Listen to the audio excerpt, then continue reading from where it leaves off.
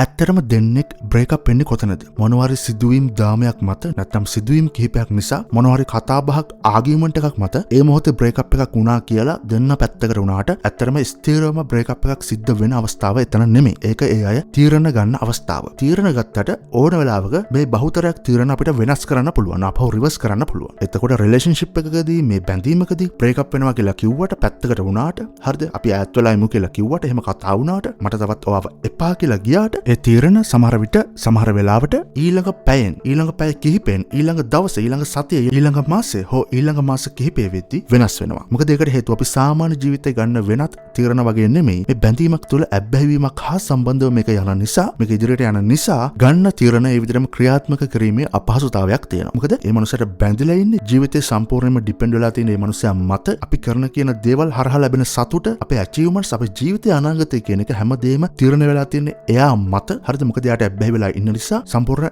එයා කියන සාධක තමන්ගේ ජීවිතෙන් ගැලවිලා ගියාට පස්සේ අර සේරම කඩාගෙන වැටෙනවා. ඒක තමයි ඇබ්බැහිවීමේ ප්‍රබලත්වය. එතකොට එයා ඔයාව මොන විදියටද ප්‍රතික්ෂේප කරන්නේ? මට තවත් ඔයත් එක්ක ඉන්න බෑ. ඔයාව එපා වෙලා හරිද? මට වාගෙන කලින් දැනුණු දැනීම් ඒ හැඟීම් දැනෙන්නේ නැහැ. කලින් තිබුණු ෆීලිංග්ස් මට ගන්න බෑ. කරුණා කරලා මගෙන් පස්සෙන් එන්න එපා. මට පාඩුවේ ඉන්න දෙන්න. මට නිදහස ඕනේ. මට ස්පේස් එකක් ඕනේ. ඊට පස්සේ මට මේ රිලේෂන්ෂිප් එක තියා වෙන කිසිම රිලේෂන්ෂිප් එකක් ඕනේ නැහැ. මම බඳින්නේ නැහැ. මට කවුරුත් ඕනේ නැහැ. හරිද? මම තනියම මගේ ගමන යනවා. ඉතින් ඔය විදියට සරලවම එයා කියන්නේ මට බෑ කියලානේ. මේක කරන්න බෑ. ඔය විදියේ දේවල් ඔයත් අහලා ඇති. ඔයාලත් ඔය වගේ දේවල් හුරු ඇති. හරිද? හැබැයි ඔය දේවල් අහන්න පළවෙනි අවස්ථාවේ සහ දිගට ඔය වගේ ප්‍රතික්ෂේප කිරීම වලට ලක් වෙනකොට දරා ගන්න බැරි දැවීමක්, දරා ගන්න බැරි වේදනාවක් ඒ අදාළ කෙනාට එනවා. ඒ ඔයා නම් ඔයාට එනවා. දැනටමත් ඔයාට එහෙම අත්දැකීම් ඇති. ඒ නිසා ඔයා මේක අහනවා වෙන්න පුළුවන්. එතකොට එයා එහෙම ප්‍රතික්ෂේප කරද්දි තවත් ඔයත් එක්ක ඉන්න බෑ කියලා කියද්දි, ඔයාට ඈත් වෙන්න කියද්දි, පස්සෙන් එන්න එපා කියලා කියද්දි, හරිද? ඔයාගෙන දැනීමක් හැඟීමක් නැහැ කියද්දි, නිකන් හිතා ගන්න බැරි විදිහට අමානුෂික විදිහට ඔයා ප්‍රතික්ෂේප කරද්දි. මොකද ඉස්සරහන් සමහරලාට ඔයාට අහුම්කන් දුන්නා, ඔයා කියන එක අහගෙන හිටියා, හරිද? ඒවට එයා උත්තර දුන්නා. හැබැයි දැන් සමහරලාට ඔයාගේ වචනයක් අහන්න කැමති නැහැ. සත පහකට ගණන් ගන්නේ නැහැ. ඔයාගේ ජීවිතේට මොන වුණත් එකයි කියලා එයා ඉන්න වෙන්න පුළුවන්. සමහර අයගේ මානසිකත්ව මත, සමහර සිදුවීම් මත, සමහර අයගේ හැසිරීම ඒ විදිය වෙනවා. එතකොට ඔයා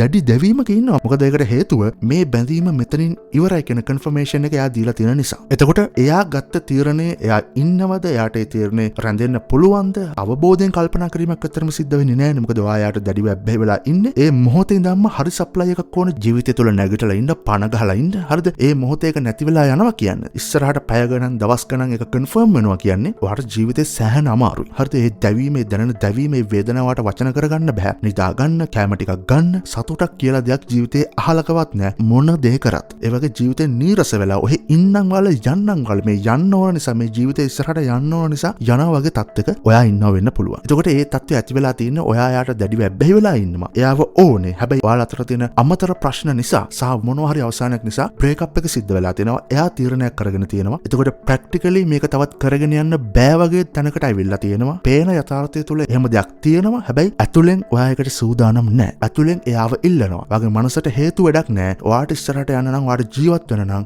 මොන ලෝකෙන් හරි කොයි විදියෙන් හරි කොහොම හරි කමක් නැහැ. එයා ඔයාගේ ජීවිතේට ඕන කියන තත්වයක් තමයි හැදිලා තියෙන්නේ. ඒක තමයි ඇත්ත කතාව. ඉතින් මතක තියාගන්න, මම මුලින් කිව්වා වගේම තීරණ ගත්තා කියන්නේ තීරණවල මිනිස්සු ජීවිත කාලෙම හිටියා කියන එක නෙමෙයි. හරිද? එතකොට ඕනම රිලේෂන්ෂිප් එකක බැඳීමක මෙවැනි අවස්ථා එනවා. එන්න තියෙන පොසිබිලිටි එක සෑහෙන වැඩි. මොකද මිනිස්සු කියන්නේ මැෂින් එකක් වගේ හරියම විදියට හරියටම වැඩ කරගෙන එහෙම යන අය නෙමෙයි. හැඟීම් මත තීරණ ගන්න කට්ටිය. එතකොට මිනිස්සු කියන වචන, හැසිරීම, අරවා මේවා හැමදේම ඕනම වෙලාවක අන්බැලන්ස් වෙන්න පුළුවන්. වෙනස් වෙන්න පුළුවන්. මිනිස්සු කියන්නේ එහෙම જાතියක්. එතකොට එහෙම දෙන්නෙක් බැඳීමක් ඇති කරගත්තට පස්සේ ඒ දේවල් නිසා ඒ බැඳීම තුල ගැටලු ඇති වෙන තැන ප්‍රතිශතය සෑහෙන වැඩි. ඔයාට විතරක් නෙමෙයි, සමහරලාට ඩොක්ටර්ස්ලා, ලෝයර්ස්ලා, ලෙක්චර්ස්ලා, විවිධ රැකියාවන් කරන විවිධ තරාතරම් වල ඉන්න, හරිද? විවිධ වයස් මට්ටම් වල මේ හැමෝටම ඔය ප්‍රශ්න තියෙනවා. ඔයාට දැන් ඔය දැනෙන දැවීමක් තියෙනව නේද? දැඩි වේදනාවක් ඉන්නව නේද? ඒතර ඔයාට හිතෙනවා මට දැනෙන එක කාටවත් දැනෙන්නේ නැතුව ඇති. මේ මට දැනෙන දේ වෙන මනුස්සයෙක්ට දන්වලා පෙන්වන්න පුළුවන් නම් මං කොච්චර වේදනාවක් ඉන්නවද කියලා ඔයාට ඔය දැනෙන දැනීම වෙන අයටත් දැනෙනවා. මම අර කලින් කියපු කොටස තුල ඉන්න අයටත්, අර මම කලින් කියපු උදාහරණ තුල ඉන්න අයටත් ඔය වගේම දැනෙනවා සහ සමහරට ඔයිට වැඩි, ඔයිට වඩා 10 ගුණයක් 100 ගුණයක් වැඩි වෙන්නත් පුළුවන්. ඉතින් ඒක මම රිලේෂන්ෂිප් බ්‍රේක්අප් වලට විතරක් කන්සල්ට් කරන, ඒ දේවල් වලට විතරක් මඟ පෙන්වීම කරන කෝච් කෙනෙක් විදියට දන්නවා. ඉතින් හැම කෙනෙක්ටම මෙහෙම අවස්ථාවක් එනවා නම්, හරිද? ඕනම රිලේෂන්ෂිප් එකක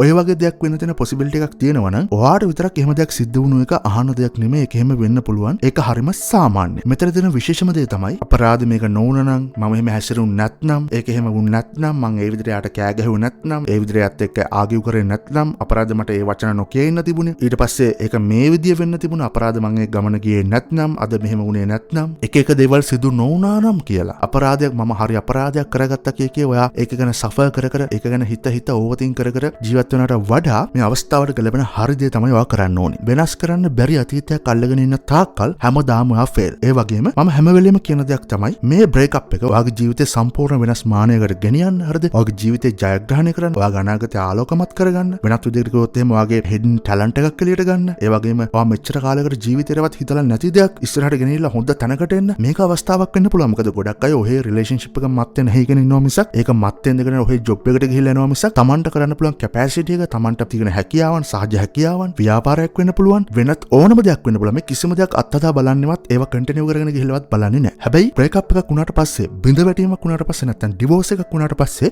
බලන්න සමහර මිනිස්සු හිතන්න බැරි විදියට සුවිශේෂී විදියට සාර්ථක වෙලා තියෙනවා යම් කාලපරාසයකින් පස්සේ. ඒ මොකද ඒ මිනිස්සු මේ පීරියඩ් එක ප්‍රයෝජනයකට ගන්නවා වෙනත් දෙයකට. සමහර වෙලාවට දැඩි වේදනාවෙන් තමයි ඉස්සරහට යන්නේ. මොකද බ්‍රේක් අප් එකක් වුණාට පස්සේ අපිට අර සාමාන්‍ය නැචරලි ආසාවෙන් හොඳ විදියට යන්න බෑනේ. ඒ හොඳ විදියට යන්න පුළුවන් නම් අපි හොඳ හෙල්දි මානසිකත්වයක ඉන්නවනම් අපි සමහරට කරන්නත් අර හැමදාම කරගෙන ආපු ටිකම විතරයි. අපි අලුත් දෙයක් කරන්න බලන්නේ. හැබැයි මේ දැඩි වේදනාවක ඉන්න නිසා මෙතන හිර වෙලා ලොක් වෙලා ඉන්න නිසා මෙතන ගොඩ යන්න ජීවිතේ වෙනස් කරගන්න සමහරලාවට සමහර අය මේ වේදනාවම ප්‍රයෝජනයකට ගන්නවා ඒ දේ කරන්න. ඒ දේ අචීව් කරන්න. ඒ නිසා මමත් මගේ වීඩියෝස් වල පාස්ට් එකට ගිහිල්ලා බලන්න හැම වෙලේම ඔයාව මොටිවේට් කරන්න එතනට මේ බ්‍රේක් අප් එක ප්‍රයෝජනයකට ගන්න එතනට ඒ වගේ දෙයක් කරන්න ඔයා වෙනස් වෙනවා චරිතයක් වෙන්න. එතකොට ඔයාට මේක භාවිතා කරන්න පුළුවන් ඒකට. මේක මේ කිව්වට සමහරලාට ඔළුවට යන්නෙත් නෑ. මම ඉන්න වේදනාවත් එක්ක මේ මොන දේවල්ද කියන්නේ මේ ප්‍රැක්ටිකලි කරන්න පුළුවන්ද? ඊට කලින් මිනිස්සෙක් මේ වේදනාවෙන් ගැලවිලා හොඳ හෙල්දි මයින්ඩ් එකකට එන්න ඕනේ. එහෙම දෙයක් නෑ. මේක තමයි හොඳම අවස්ථාව. ඔයාට වෙනස් වෙන්න අවශ්‍යතාවයක් තියෙනවා නම් හරිද? ඔයාට මේ අවස්ථාවේ කරන්න පුළුවන් එකම හරිම දේ නෝ කන්ටැක්ට් ෆලෝ කරන එකනේ. මොකද එයා දැඩිව ප්‍රතික්ෂේප කරනවා නම් එයාගේ එකම අවශ්‍යතාවය පැත්තකටලා ඉන්න එක නෑ. අර මම කලින් කියපු විදියට ඔයා ප්‍රතික්ෂේප කරනවා නම් දරුණු විදියට ප්‍රතික්ෂේප කරනවා නම් සත පහකට ගණන් ගන්න නැත්නම් ඔයාට පැහැදිලි අවබෝධයක් අදහසක් ඇවිල්ලා ඉවරයි. එයාගේ එකම අරමුණ පැත්තකට වෙන එක අයින් වෙන එක කියලා.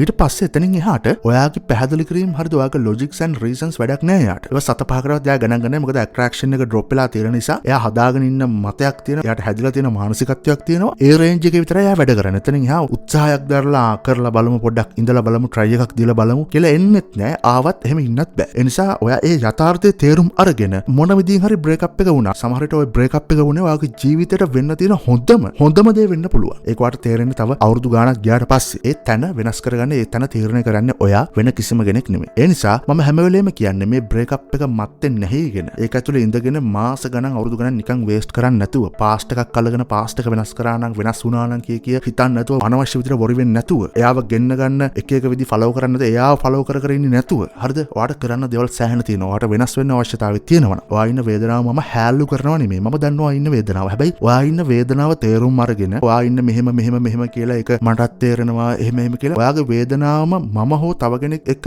භුක්ති විඳිනවට වඩා ඊට වඩා වෙන විදිහකට ඔයා ඉස්සරහට යන්න ඕනේ. ඒ වේදනාවටම ප්‍රයොරිටි දෙද්දී, ඒ ගියපු මනුස්සයටම ප්‍රයොරිටි දෙද්දී, ඒවම මේජර් කරගෙන ඒව ගැනම කතා කර එහෙම හිටියොත් කවදාවත් ඔයා ඉස්සරහට යන්නේ නැත. මොකද ඒ අදාළ සාධකයේ ඈත් වෙලා ඉවරයිනේ. එයා සම්පූර්ණයෙන් ප්‍රතික්ෂේප කරලා ඉවරයි. එතනින් එහාට ඒක කන්ෆර්ම් නම් ඔයා දවසක් දෙකක් සතියක් දෙකක් මාසයක් ඕක ගැන බලන එක හරි. බැලුවා කියමුකෝ හරි. කමක් නැහැ. ඔයාට නැවතත් තහවුරු වෙලා තියෙනවා නම් එයාගේ එකම අරමුණ ඒක කියලා ඔයා එතන රැඳිලා ඉන්න එකේ තේරුමක් නැහැ. හරි විදිහට හරි අවසානයක් දීලා නෝ කන්ටැක්ට් ෆලෝ කරලා ඔයාට ස්ථිරම හරි විදිහට රිකවර් වෙන්න පුළුවන්. ඒ කියන්නේ එයා හිටියත් එකයි නැතත් එකයි. ඔයාගේ ජීවිතේ ඔයා ගොඩ ඇවිල්ලා ඉවරයි වගේ මට්ටමකට ඔයාට එන්න පුළුවන්. ඒක මම හැම වෙලේම ඔයාට ගැරන් කරන දෙයක්. ඒක කරගත්ත මිනිස්සු ඕන තරම් ඉන්නවා. මම පෞද්ගලිකව ගණන් කළ නොහැකි පිරිසකට ඒක කරවලා තියෙනවා. සහ මගේ වීඩියෝස් අහන ගණන් කළ නොහැකි දසදහසක පිරිසක් ඒක කරගෙන තියෙනවා. එතකොට ඒක අනිවාර්යයෙන්ම වෙනවා කියලා මම දන්නවා. ඒක වෙනව නේද කියලා පොඩ්ඩක් ඔයාටත් ඔප්පු කරගන්න පුළුවන්. නිකමට මගේ වීඩියෝස් වල කමෙන්ට් සෙක්ෂන් එකේ එහෙම බැලුවොත් එහෙම. එතකොට ඔයාට වෙන සාක්ෂි සාධක අවශ්‍ය නැහැ. මේ කියන්නේ ඔයාගේ හොඳට. ඔයාට වෙනස් වෙන්න නම් තවදුරටත් ඕක අස්සේ හිර වෙලා ඉඳලා තේරුමක්